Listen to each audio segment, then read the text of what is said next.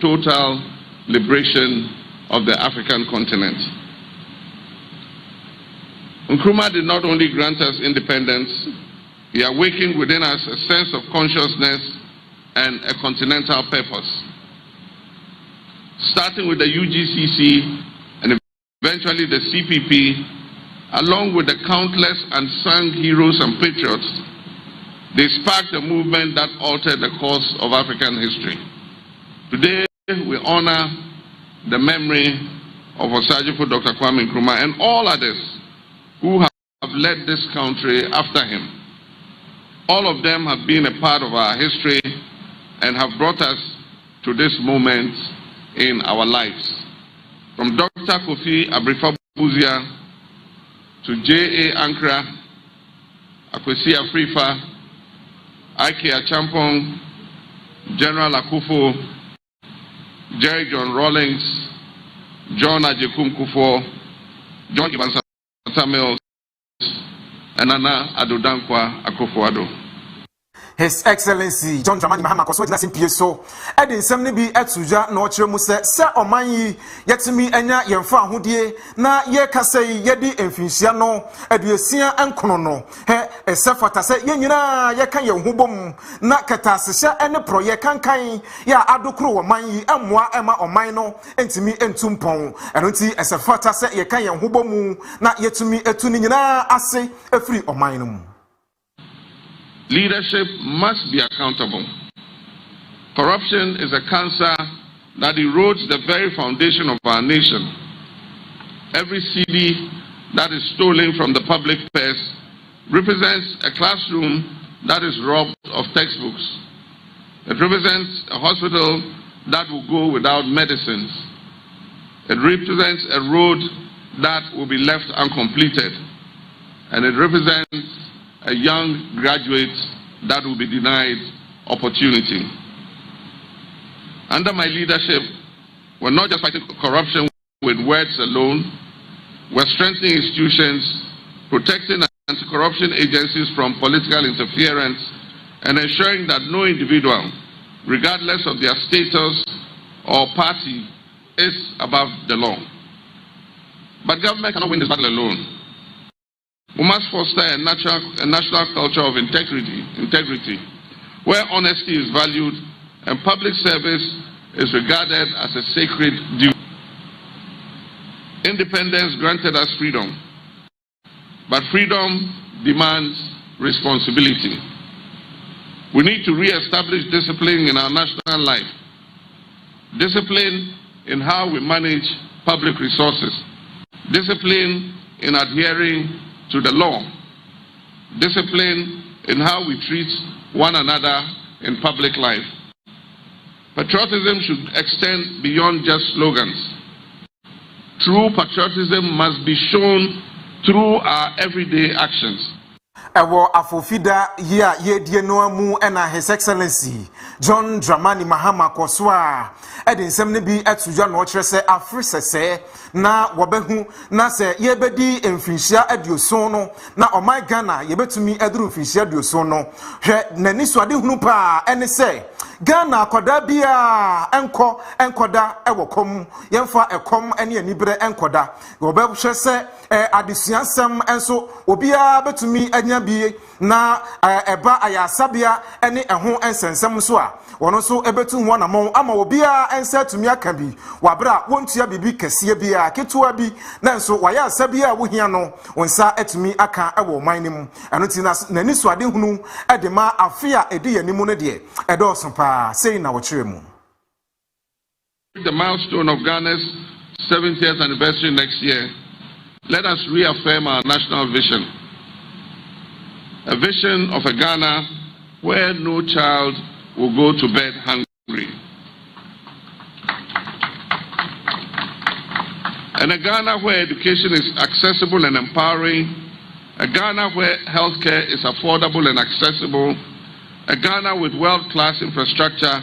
A Ghana that produces what it consumes. A Ghana where merit and not connections decides opportunity. A Ghana that is digitally connected from Aflao to Hamile.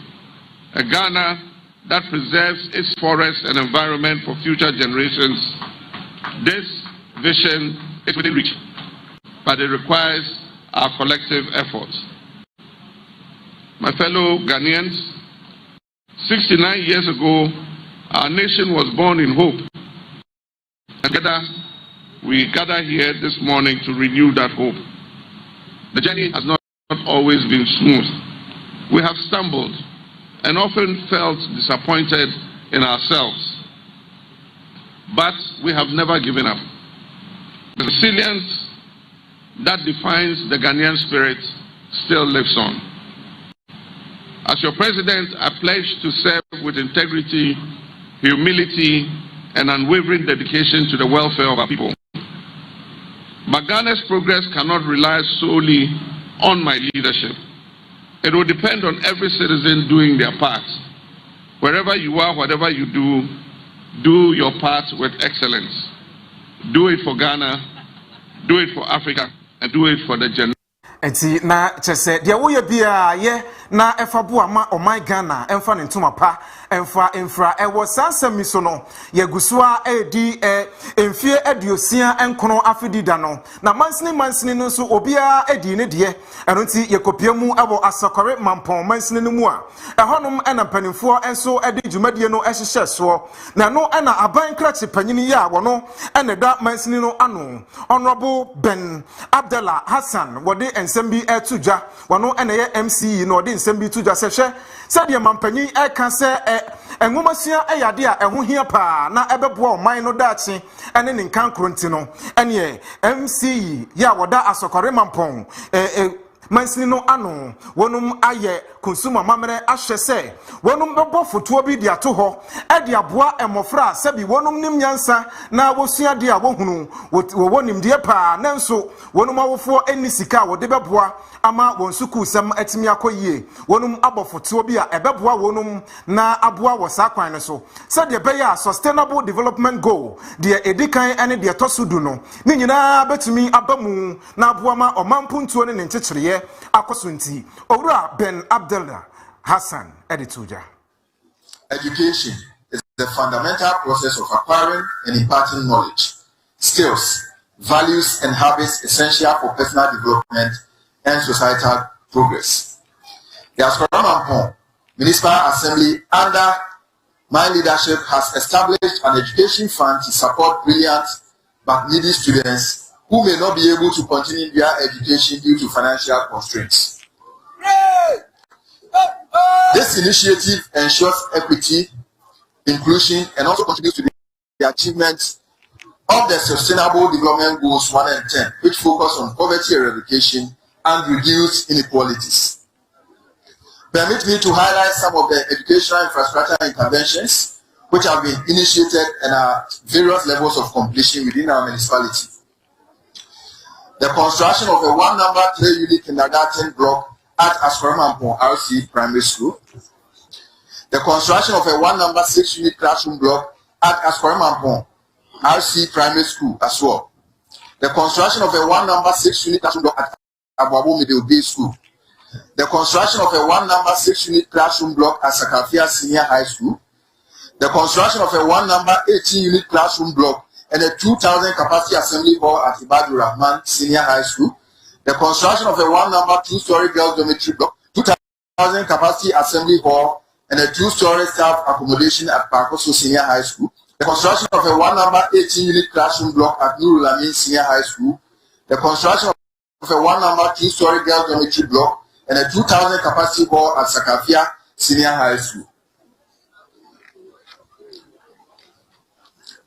In fact, Nanache, this furniture that was supplied to the various senior high schools within our municipality number over 7,000 pieces. Over 7,000 of them. The renovation of Akrim MA Basic School at Akrim. The renovation of the Aboabo Middle B MA Basic School at Aboabo number 2. The completion of a 400-bed capacity girls dormitory block at Kumasi Academy. If I'm not sure, all of these have been achieved under 1 year. Owura Ben Abdallah Hassan SID ensem ni bi etuja and watch mu say her eba pomuden pa edana kuma so said ye da Ghana mampanya kuma so no edana kuma so pa eno nti wonum ahye dwumadi ahodo pi ase e wo mansiri nim ya wonum hwe se wobeboa na apomuden atimi agina brane e wo ne mansiri no emu. Good health is the foundation of every prosperous nation. Without a healthy population, there can be no economic growth. Under the leadership of His Excellency John Dramani Mahama, efforts are being made to strengthen our healthcare system to ensure that quality healthcare is accessible and affordable to all citizens, regardless of where they live or their social class. The Obrempong municipality has commenced some healthcare projects which are at various levels of completion. Some of these projects are the construction of a community-based health planning and service, popularly known as CHIPS compound, with a mechanized borehole at New Zongo. The construction of a 2-number office for ear, nose, and throat center, eye laboratory and pharmacy, maternity, and 251 meters fence with 2.5 wire mesh, with a mechanized borehole at Additional Health Center, and the construction of a recovery ward at the Bovine Health Center. And actually, again, this have been undertaken in less than a year. In fact, in less than 9 months. The road network within the municipality has seen a major boost under the government of His Excellency John Dramani Mahama. Some inner roads in the municipality have been awarded by the government of Ghana, and construction is currently ongoing. Current construction of inner roads are ongoing at Sepe, Pakoso, and Edukro. In fact, the Sepe community is benefiting from a 7-kilometer inner roads project being undertaken by the MJB Constructions Company Limited. Abusia yentoa kase so e Ghana asrafo wonum efa ya wobo ewiemu ban eho na enchapi Ghana ban ebo amane se wo hwe se obeyan hyehyeye bia na wode aboa amabambo emu ayire pa ebo my Ghana mu ne ncho no ne nchia so na no nam so bi ama edopre ya ye hwe anumu kwan se ebeba beduru oman mu na asrafo de aboban ewo wiemu no ye ne broja Jemfi owura broja Jemfi ya wono na ukwapiemu ebo manya oman bambo no woda wonum ano woye deputy minister ebo hono modern nsem atu jase na wotwi yensa ebetumi aka baako na se mene wo kasai metumi agina mu asi nipi abo amane se Ghana asrafo no wonum nsa aka Airbus 8175 onum ensa akan ya abedru omai Ghana mu na ebra wo kasa e wo daybreak so na yene nidi nkomo emre bi atwa mu no ensem sei bi e na ode tuja so bank say what say you build the capability for the Ghana process it's no more demand na ya tinya Ghana airports for no navy for so top ships and they are home and JP it is not one and say the boyful people pronounce my Ghana fishermen be on Mokojiji my board to say to 12 trillion. They say before any of Mokustiania. The news of what's not ship was on Mako. Ship I wa a word dinner between Coco and Rahidia, which is say a big account. And army for also a share land borders and so. You pay Akade and the Akadema between their boy who buy a cinema and TP and only. It is a massive ritual for Ghana and forces are a caution. It's a new and Ghana Airport for the helicopter. Now, Ghana for ewo sa ensem no eso no eno enenei se mene wo kasei make a show se Ghana man asrafo wonsa aka sa edupre ya eba na abeboa ama wonum etimi aboa ayere bambom wo my Ghana ha na ensem a wode tuja se woni age pa na we ye ade a ebeba na abeboa oman yi ebambo pa na sa edupre yi ye fre no Airbus 8175 na eba abebo adwuma de aboa o my Ghana ya wonum edi free France ekuo na wonum eye eduprei wonum ewo France abrochimam wono ene hyehyɛ sa eduprei a atimi abewuram ewo my Ghana hanom na ebeboa ama Ghana bambo ya yebeyiri mu no atimi agina brane eno nti Ghana Air Force for wonum ebo amane kyerɛ sɛ eyade a aba ne mmerem aba pa na ebetumi aboa ama enioma a yɛhwehwɛ ewo bambo mu no we so atimi aka ho bi na wɔkyerɛ sɛ sa wɔde free Ferret Marigan ya ewo France ehonum na wonsa eka edi free ye ano nti state of the art aircraft na ekyerɛ sɛ ejinagina ne naso bibia bi wom ya ebeboa ma wonum dwumadie atumi akoso na awie brane ano nti ade a asemde edema o my Ghana ene afofidai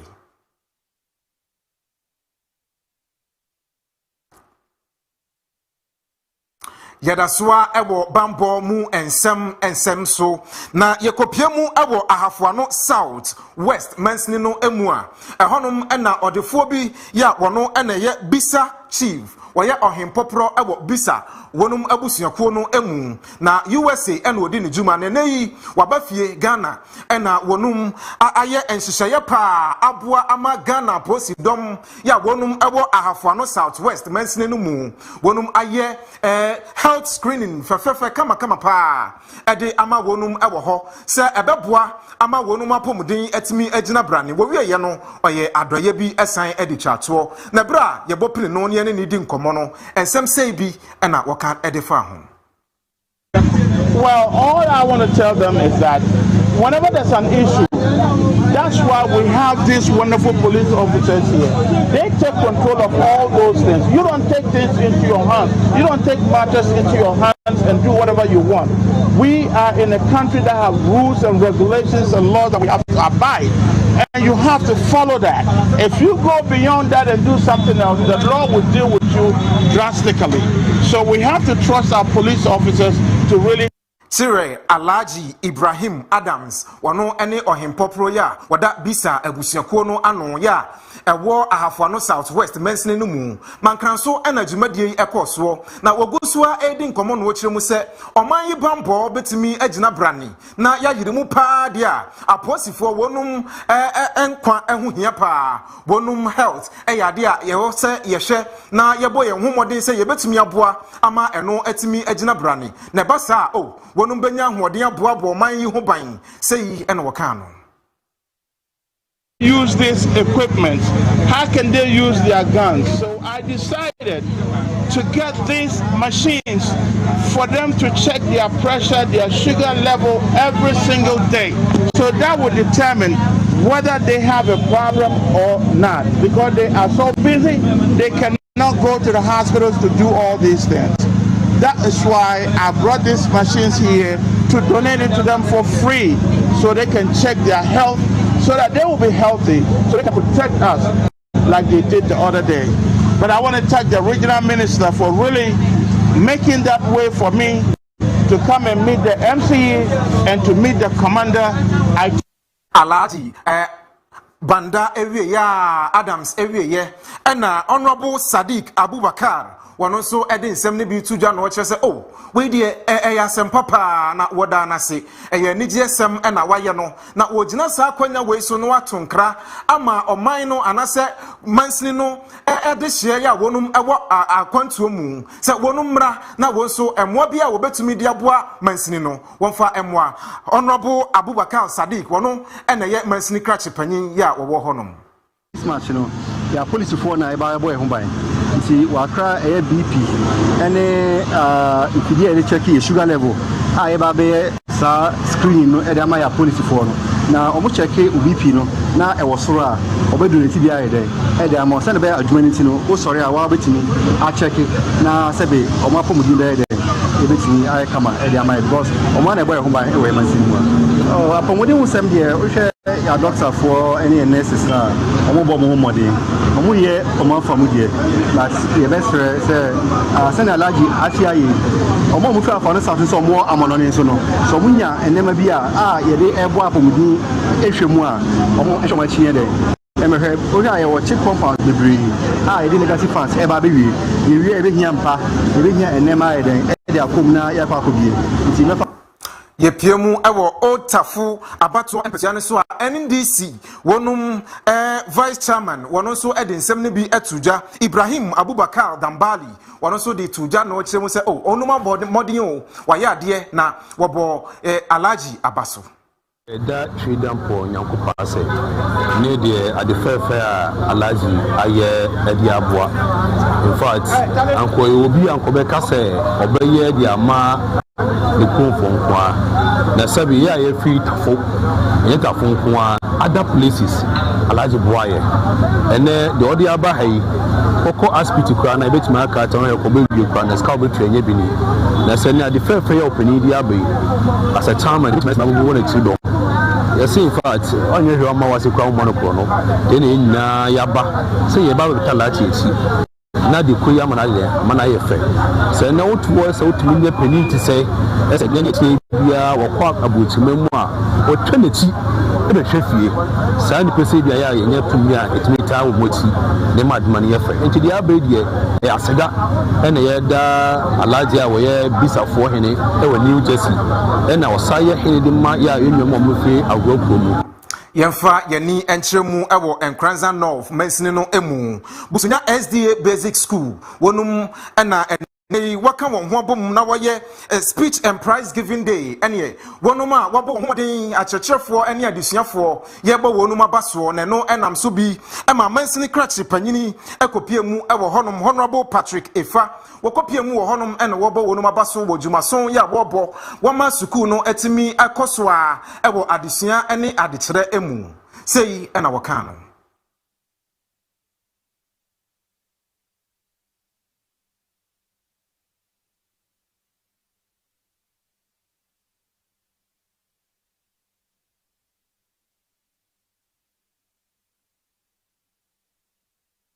Media and in cost. I will phobia and in the cost. As a director, KG, pa, the baby, I may free winning back. Nya not me so KG, the teachers training and the Saber programs. And they say, I have seen the two KG, a dime one some, and a baby and Grandma get no motor, no cycle, F for not ye cassette, ye board down home by ma.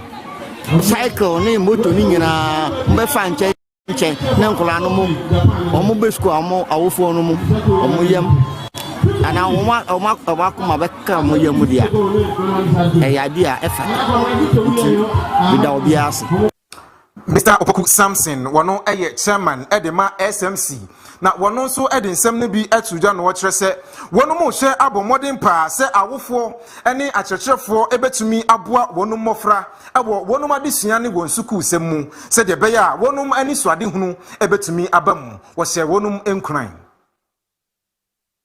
nse ombesua ngoma no bekonkai se ne beya omu benyini no na omu papa no kura ni ho a na japade omu de ahye won sa no bintimi nyim firi ensem enti ani ku school no huye titiro BT ni SMC se dan nyina no ye ni awofo no hia e kasa kire wo mo hunam wadede na so esa futu ye de ma wo mo nti no e ya na ne mo biara mofra no ehia ni de school ni hia no se be boa wo mo e kan kro no awofo no etito mo mu e de boa school school no itimi etumpon they say itimi say school no ejina ne naso na kurodua mu nyina ne district nyina mu director gitum say school a na ni ko ho paisan say ordinary school no say ne ya mofra no eye ewo adesua mu o mo ta adehye mu ene o mo buo ni bibia no ba ko pe edemu ba ko ewo school sha aka mi intimidation simi wo say SMC chairman say school Nana Kwame Efa eye wo hempopro ya wono ena busunya traditional council no wodano na body tu dwa kire mu se wono mu bomodin pa se discipline ebetumi akoso ewo kronim ne titire ewo mofra ne adesuafo no eso se de beya wonum ehye na abofra no nso bebo na woni na mabonten no ekosi se no nwoche bebo no wonum bechew ede wakopie empanimfo anim na wakire mu de ntia wapia bonten efise eda wonum akoma so se wobeboa ama emofra ewo ne kro ni mu no wonum atimi akọwanim ewa adesua mu I am crowd one by no muscle. And the director, education director, and an anonymous, and a police for I Marabida Honoma, be the police station, be the education office. Sir, upon I just buy no or fin the front. I could be as a pushing idea. Smawa, Echiwa, the woman, a rule I can visit about my man was the after also was the say, a local police station, now local to Honoma. Yaba, you watching my doom. I say, after I said, I'm Grano. As I name Grano, out the granity. For who dear, I am granted. Yes, I'm ready now. I am an anomaly, a Kurumani, Naka and Destiny. I was saying, Yamani Mansana. I call this Tina. Dear money, I have here. This is Capta. The I have here. I don't know. The man let him away. And I know I should pay the Bemo. Dear found. That's why we're playing. Dear found 2 million. Oh, yeah, I should pay my own phone. And they went to our the from the council. They exist everywhere. You bet you said 2 million. Ah, it is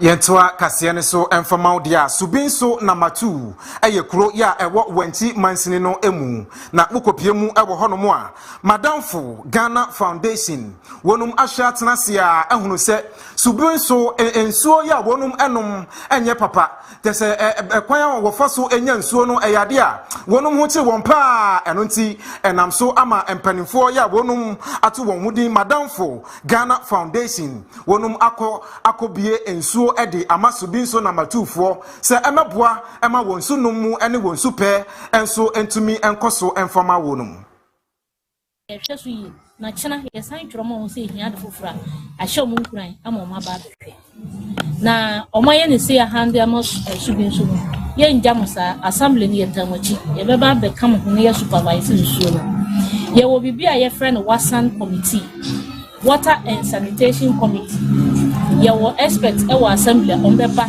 abeka assembly member na ya form sa committee no sa committee ni ye form a ye person nanom ehu bi wo assembly member wo community for wo emma a omo be hwe nsuo no so omo rep e wo 5 member committee sa committee we be hwe nsuo no so kakra ye begije e wo nsuo no ombe sa nsuo no sample kwa ye de be test no omo na ebebe mechanized borehole chere say ya connect ama like electricity enti sa bribia no e wase ye to prepaid e de pumping so no ekokuta nyina no sabe entry ma say obi ebe sa nso no free na time no so ya kase bia nana ana madam Fogana on sign enfas camera ye ne kakra ebetumi abo ntoa bi ana ebetumi abo foto bi a betumi di abo enso no ho ban na ye ne sa no so ne ye create employment because the nipa obetena ho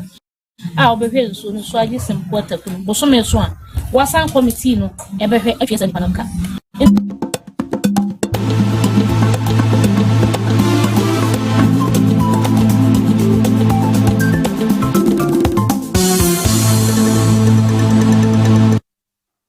Kasiye wani aje ho pa na ayewo dede a meka wo se eye Millennium Construction wonum ene so masene ema mede ebre wo se menka nkyere wo se adansie ho niema biada a wo pe wo my Ghana mu wonum ewo bi wo wonum aseye wo beboa ama wonsa atumi aka bi sanso ena wo pe edan ato anase wo pe bi na wahan ba bi ede wuti ato ni nyina wodi hu djuma wo my Ghana mu wo be hu Millennium Construction ewo Busen na Yas Junction eno eho ena wo bekro wonum number ene good screen ne so no wo befra wonum na wo ne won atwetwe nkomo e dia fa adansie ene ho niema asase ena wo pato ni nyina wo beboa ama wonsa atumi aka bi kasiye yi eyeme Obrempong akwasi Yeboa ena mede ebesom makra